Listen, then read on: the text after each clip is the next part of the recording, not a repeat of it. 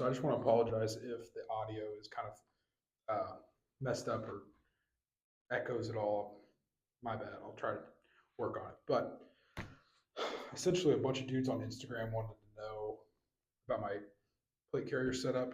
So I figured I'd do a video on it. I'm probably about 4 or 5 months too late on it.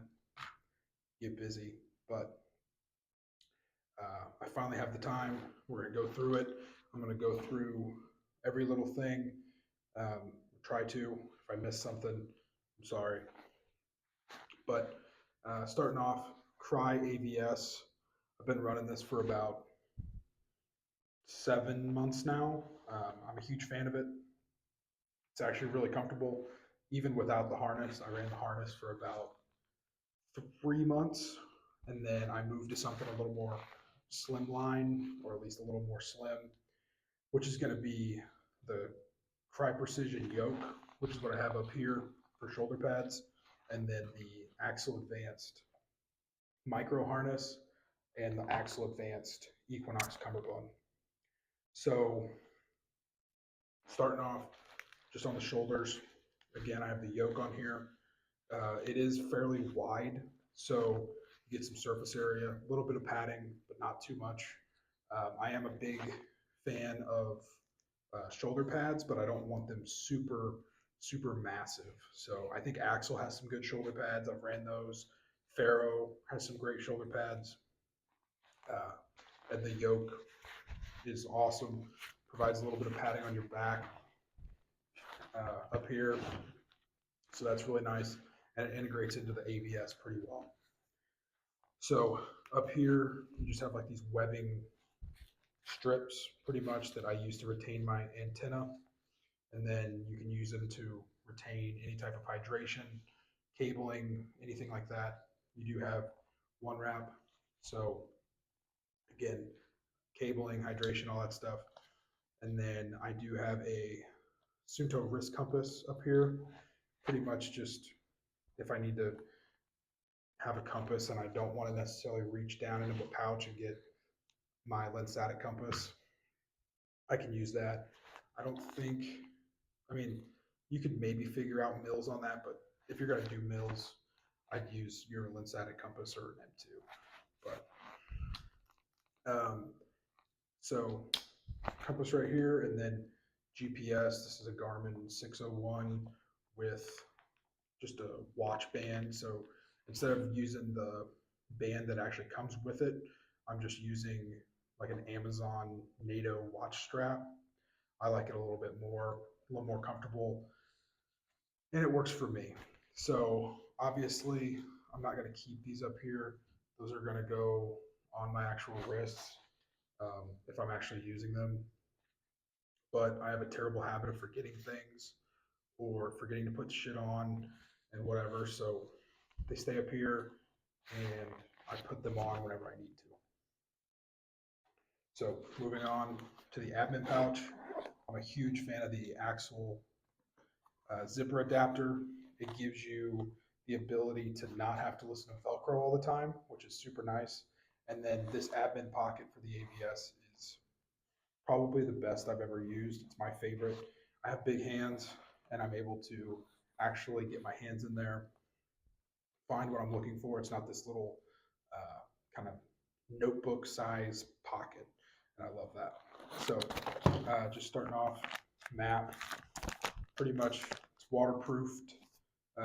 So just one of the clear plastic sleeves that you put like in a binder, and then just some duct tape. Nothing fancy. I think I did that in the field. Notebook. And then I have a terrible habit of keeping everything that like your platoon sergeant or your leadership will give you. So infantry leader's reference card. I got a call for fire card. A protractor. And then a dry erase 9-line card. So I just take a dry erase marker. It's typically on my person, and I can fill that out and then wipe it off. And then just some whiz wheels. And that's everything in here. Pins, dry erase markers, Sharpies, all that stuff I carry on my person. I don't necessarily need them in an admin pouch. Sometimes I'll stuff them in an admin pouch if I'm in a hurry or whatever, but I don't necessarily need them right there. PTT, so I'm just running a Nexus U94. I know that was loud. A Nexus U94. I've been running the Peltor one for about 2 or 3 years now. It's fine. It's just bulky and big. It's kind of why I think like it got the name the Pork Chop PTT, was just because it's so huge. But I am running with the clip. The clip doesn't fully wrap around the molly, so I took a retaining band or a Ranger band, whatever you want to call it, and just wrap that around the 2 points. Personally, I'm a huge fan of just using Ranger bands to fix problems. I know that you can buy shock cord specifically made to retain PTTs, but I mean, if you just have Ranger bands laying around, then you don't necessarily need to buy a $10 or a $10 piece of shock cord. So there's that. This piece of shock cord right here is just looped around the molly, and this is for retaining my EUD if I am running an EUD. I wasn't the last time I went to the field, so I don't have it up here. Moving down, the AXL placard adapter. So pretty much just, you can get them for the AVS, the JPC, any Crye carrier, and then your like issued carriers, IOTV, Soldier Plate Carrier System, whatever the Marine Corps calls theirs. You can get them for that, and it pretty much just allows your plate carrier to be placard compatible. So I already have a bunch of placards, and then I also have the the AXL Crye to placard adapter. And so that just takes the Crye panels and makes it a placard. So the 3 shingle Crye panel is now a placard, and then I have a 10-speed on the top of it. If we're at the range or something, I'll just take my mags out, collapse this down because it'll Velcro shut, and then I'll use the 10 speeds for my rifle pouches. But otherwise, if we're like on a patrol or actually like doing stuff or whatever, I'll keep the retainers on. But sometimes I'll just stick the rifle mags in the actual 10 speeds and just collapse the Crye pouch down. But the 10 speeds are pretty much for any type of like small items, notebooks, chem lights, GPS, whatever, anything that I need to just throw in there. I can do that really quick. Kind of just more of a stuff it pouch for me personally. However, if I wanted to plus up on mags, I could double stack them. I know people kind of get up in arms about that. I don't think it's that big of a deal. Dude's been double stacking mags for years now, and they've lived to tell the tale. So I don't think it's too much to talk about. Below here, I do have a tourniquet on a tourniquet sleeve. Whoever makes that, there's a bunch of companies that make them, so it's kind of whatever. And then I have a sack pouch. The sack pouch is pretty much what I'm using for my general purpose. So if we want to bust this open, pretty much in here I just have Ranger bands, retaining bands, whatever you want to call them. Some face paint. Typically I just use this for a mirror whenever we're in the field and I have to shave. Just a short green chem light, a longer IR chem light, and then I have these battery caddies with AAA, CR123, and AA batteries. You just get these on Amazon for like $2. They're super cheap, and I really like them. A lighter with like 100-mile-an-hour tape wrapped around it. I use this more than I use most things. Just a Leatherman. I think this is the Bond. I don't know. I lost my Surge in a rental car last year, and so I just bought this in the meantime, and it's been working fine. Then I just have chapstick in here. This main pocket, this second pocket, front pocket is pretty much a signaling kit. And by signaling kit, I mean it's like a signaling pouch. There's not a whole lot in here, but just a Phoenix Junior with the corresponding 9-volt, a BS17 panel, and then a visual buzzsaw, just using a V-light. So this one's blue, whatever. I can unwrap it, use it as a visual buzzsaw. I have another IR buzzsaw elsewhere on my kit, but that one's for visual signaling.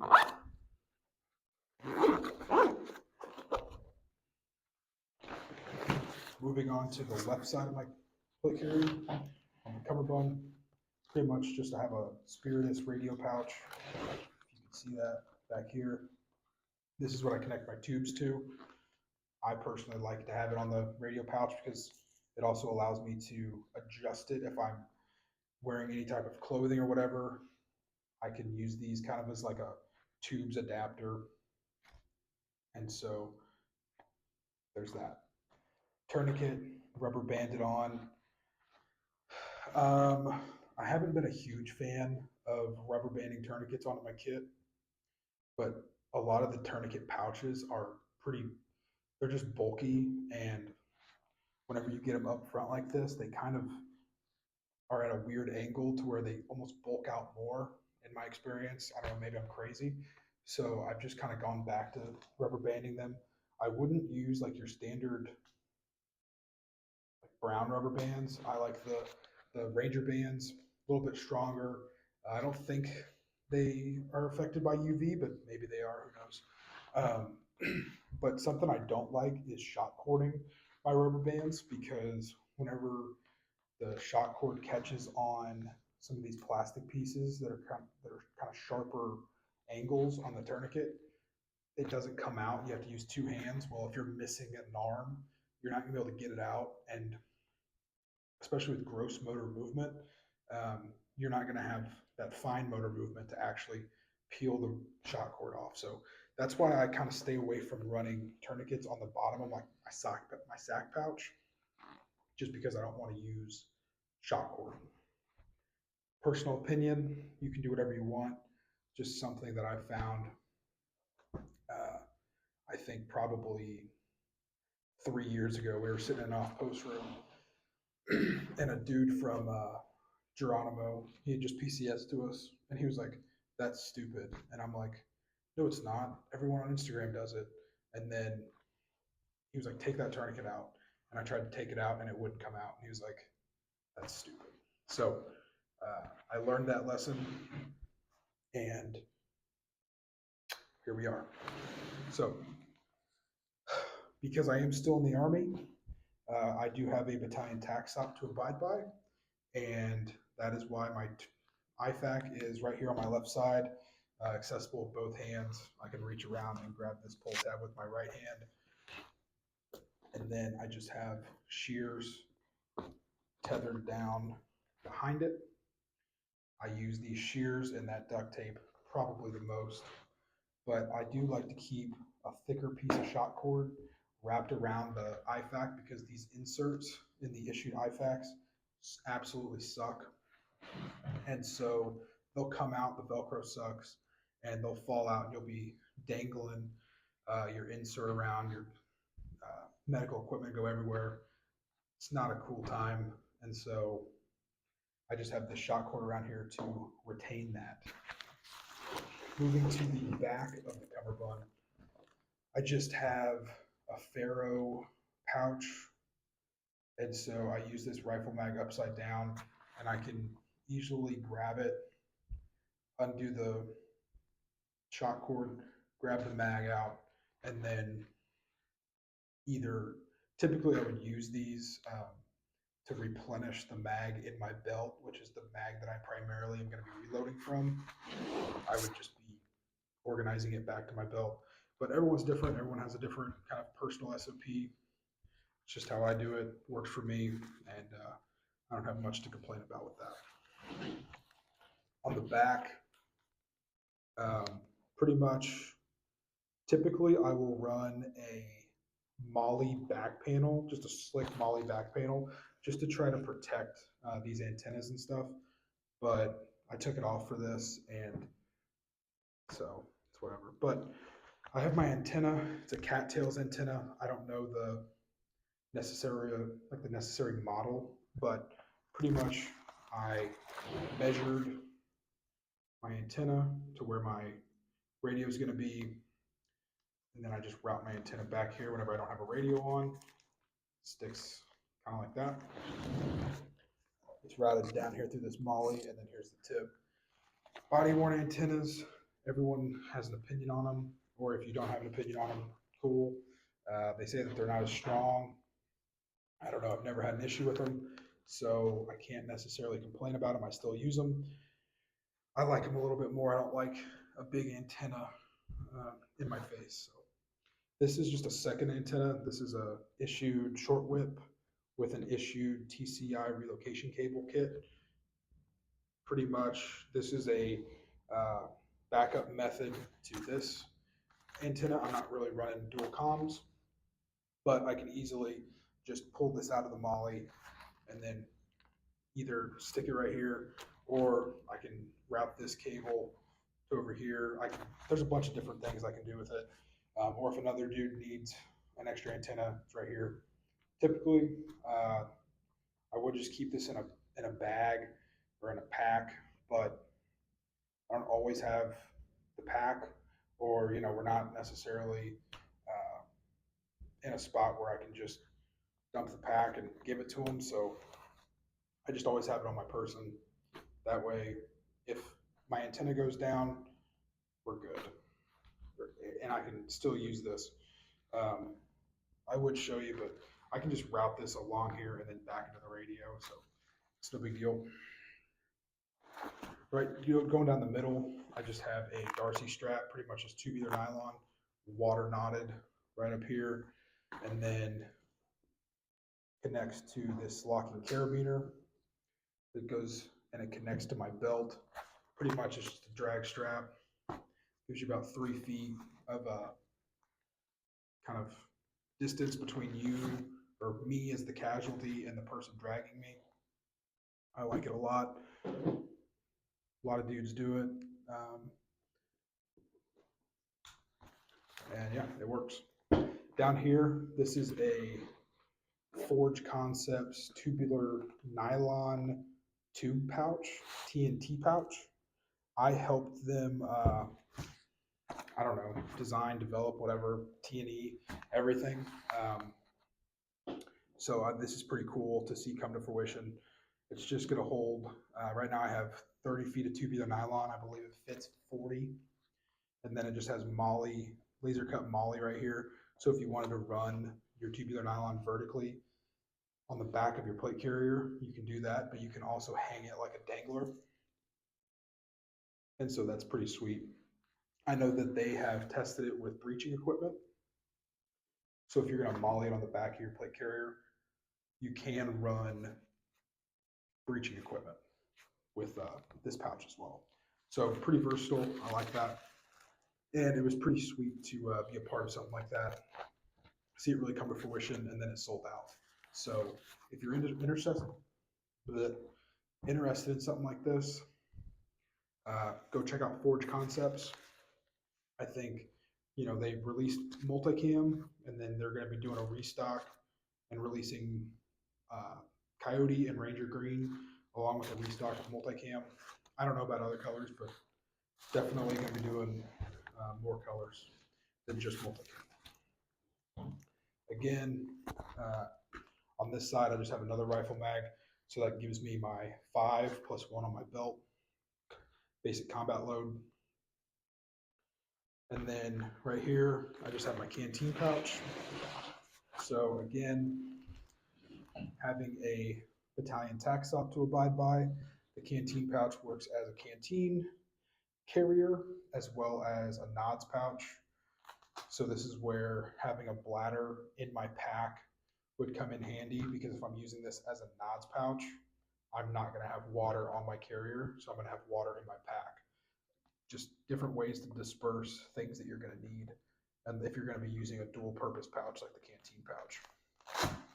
In this back pocket, I just have some mini Cliff Bars, because snacks are a thing, and you can just stuff, peanut butter packet or whatever from your MRE. You can stuff it back here, stuff in a pocket, anything like that. This is just some stuff that you can eat on the walk. So moving down, Canteen. I'm personally using the Nalgene Canteen. Now, there's going to be a lot of people that say that the Nalgene Canteen sucks. There's going to be a lot of people that say USGI canteens suck. Nalgene bottles suck. They all have pros and cons. I would suggest just figuring out which one works best for you and using that. I personally like to be able to see how much water I have. So that's why I went with the Nalgene brand ones. But I mean, people say that these break in extreme cold and extreme heat. They might. I haven't been in that extreme weather before with this, and so I couldn't speak on that.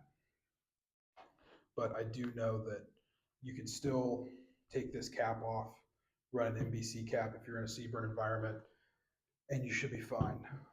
I would think. I'm just assuming. I don't know that for certain.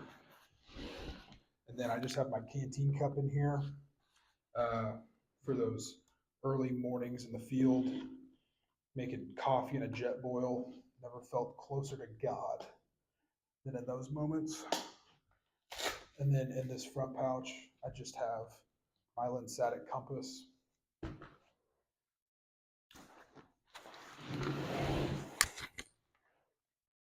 Right here, I just have a buzzsaw. This is my IR buzzsaw. It's using another Forge Concepts product. I think they called just the retainer now, but it was called the headlamp retainer. So that's how that's retained. I just pop this out and use it as a buzzsaw. Frag pouch. I can use this as a frag pouch. I can carry my compass in here. Right now, I just have an M2 compass right in here, and it actually fits great on this surplus Eagle frag pouch. And then again, another tourniquet. So I have 3 tourniquets on my body armor plus 1 on my belt. That's 4. You can't carry enough tourniquets. I think that's something that people, will kind of forget about. They'll only carry 2, and it's like, well, if you need 1, you probably need 2, and if you need 2, you probably need 4, so on and so forth. So just something, carry 3 on my body armor, 1 on my belt, maybe 1 or 2 in a pocket somewhere, who knows. But wherever you carry them, just carry them. There's gonna be a lot of people who will say that this is too bulky for carrying a pistol. I do carry a pistol. My arm sits right here, and this is not interfering with my pistol draw whatsoever. So as bulky as it does look, it's not super bad whenever it comes to actually putting in the reps and dry firing and all that shit. So I think that covers all of it. Secondly, I guess I wasn't going to talk about this. Some dudes will, on their canteens, they'll tape a note card or something to put 9-line information, or even I've seen doing lace reports. So whenever you're doing a lace report, you're already going to have your canteen out, and you can write your lace report on your canteen and then just wipe it off whenever you get done giving the lace report. So just a helpful tip right there. All right, I think that about covers the entire plate carrier. If I missed something, I'm sorry, but yeah, if you stayed long enough in this video, thank you. I appreciate it. Go ahead and like, subscribe, all that stuff. I'm going to be doing a lot more long form videos on YouTube, a little more than I do on Instagram. If you don't follow me on Instagram, it's Ozark__objective.